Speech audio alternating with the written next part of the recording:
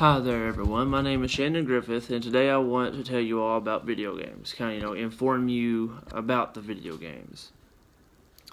When the first video game was made back in 1940, and it was called NIM. It was you versus a computer to see who could pick up the last stick. The person who got the last stick won the game. Even though 90% of the people lost because the computer would win. There was still tens of thousands of people playing the game every day, which is kind of cool, to be able to see what we have today, like up to the first Call of Duty in 2003, to what we have today, 2018. We've just come so far in video games, and for us for us video game players, this is great because, it gives us something to look forward to help us continue our hobby.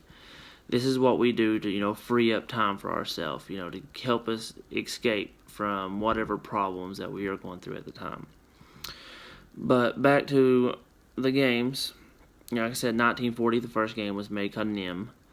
In 1950, Clyde Shannon made the basic guidelines for chess on the computer for what we play today, which is cool because, it's 68 years later, and, we're still playing it, and it still holds up, and he was the one that made the baseline and the guides and stuff like that for chess.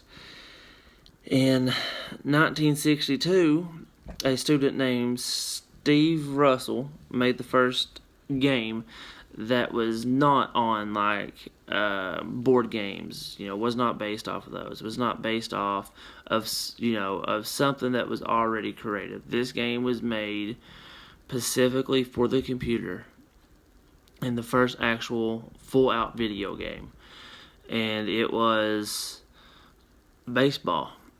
Yes, we have baseball, we have basketball and stuff like that, but it was never made into like a board game or anything before it came into a video game. So I found that kind of cool myself. Since the first game came out in 1940, it is 78 years later, and they're still improving onto the video games. They're making them better. Which is awesome for people like me. Like I said, us video gamers, we enjoy and love hearing stuff like this because this is what we do to escape from reality. Helps us, come home from work, or if we have bad news, or people, just really getting to us, or, we're just having a bad day, woke up on the wrong side of the bed, as they say.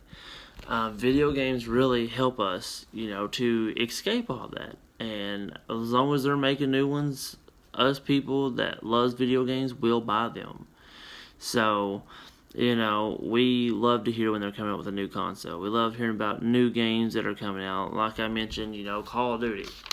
It's 2018, and the first game was made in 2003. So, it's 15 years later, and they're still making the same game, just improving and making it better. To me, that's awesome because I'm a big Call of Duty fan. Halo's been out for years.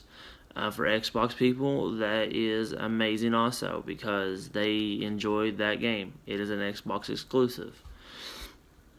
But video games to us is like some people's hunting, some people's fishing, exercising, running, lifting weights. Stuff like that. That is our getaway, like it is theirs. That is our downtime, our relaxed time, our stress reliever. Which, sometimes video games, if you do play them, can be stressful. But, it's a different type of stress. It's a stress that we enjoy. But, yeah, I want to get back, and also I want to tell you all about the benefits of playing video games. There's all kinds of bad links to it. Like, video games makes kids be violent when they grow up. It higher the crime rate. It's the reason why kids are so violent today. It's the reason why they're so hateful, angry, mad all the time, is because they watch so many blood and violence and stuff like that in video games. But it's not true. That is not the reason. There are so many other factors that play into that to where video games is the smallest amount, if any, to play any role into that.